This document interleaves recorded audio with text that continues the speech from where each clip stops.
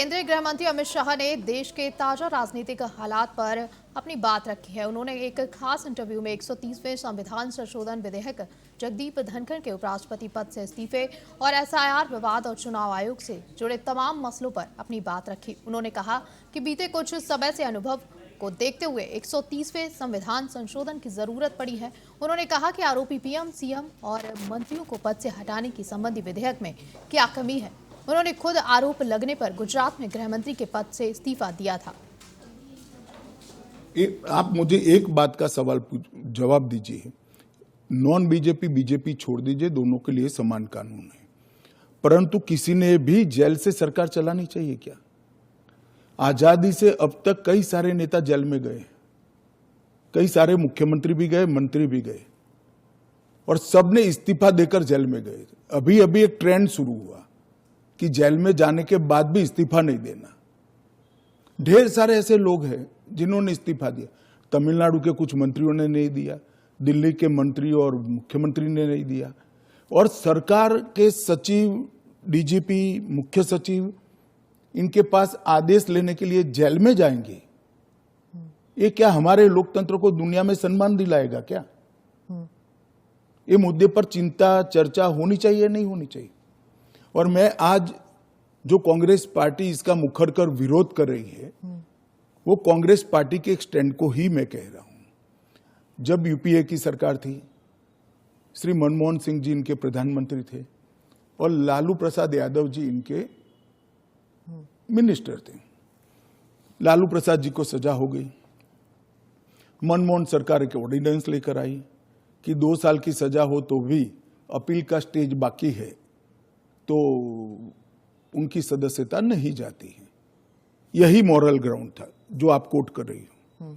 तो एक ऑर्डिनेंस लेकर आए कि हम इसको बदल दे रहे हैं। ऑर्डिनेंस से बदलने का कैबिनेट ने प्रस्ताव भी किया। यही श्री राहुल गांधी इसको कंप्लीट नॉनसेंस कहकर सार्वजनिक रूप से प्रेस कॉन्फ्रेंस में फाड़े थे ऑर्डिनेंस को। और देश की कैबिनेट ने और देश के प्रधानमंत्री ने जो फैसला लिया था, उनकी पार्टी के ही प्रधानमंत्री ने जो फैसला लिया था, उसका मॉरल ग्राउंड पर उन्होंने मखौल उड़ाया था। और मनमोहन सिंह एक सॉरी फिगर बनकर रह गए थे पूरी विश्व के सामने। आज वही राहुल गांधी बिहार में सरकार बनाने के लिए सजा हो गई, वो लालू प्रसाद जी को गले मिल रहे हैं। ये ड्यूअल स्टैंडर्ड नहीं है क्या? 3 चीजों से ये सारे आरोप खारिज हो जाते हैं। एक तो प्रधानमंत्री जी ने स्वयं अपने आप को इसमें डाला है। एक जमाने में कांग्रेस 39वां संविधान, प्रधानमंत्री ने डाला है, पहले नहीं थे क्या प्रधानमंत्री? ना, पहले तो प्रोविजन ही नहीं था। तो जब कानून ड्राफ्ट हो रहा था तो उन्होंने खुद डाला अपना? हाँ, खुद डाला है। पहले 39वां जो संशोधन था, इसमें इंदिरा जी उपराष्ट्रपति, राष्ट्रपति के साथ साथ खुद को भी इनके खिलाफ कोई वैधता नहीं रहती है चुनावी मुकदमों का एक संविधान संशोधन लेकर आई थी। वो खैर कांग्रेस पार्टी और श्रीमती इंदिरा गांधी की नैतिकता का सवाल है। नरेंद्र मोदी जी अपने खिलाफ खुद संविधान संशोधन लेकर आए हैं कि प्रधानमंत्री भी जेल में जाएगा तो उसको इस्तीफा दे देना। पहले कितने स्टेज आते हैं पहले आप जान लीजिए। सबसे पहले एफआईआर होती है और सीबीआई है तो पीई होती है, प्रिलिमिनरी इंक्वायरी होती है।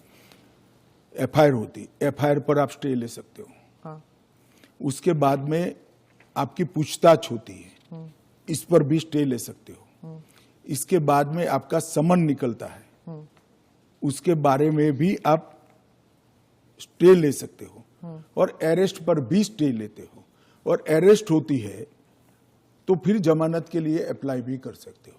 ये 5 स्टेज आते हैं। रातों रात कुछ नहीं होता, मगर करप्शन में अगर आकंठ आप डूबे हुए हैं तो फिर तो अरेस्ट भी होगी, जेल में भी जाना पड़ेगा, इस्तीफा भी देना पड़ेगा।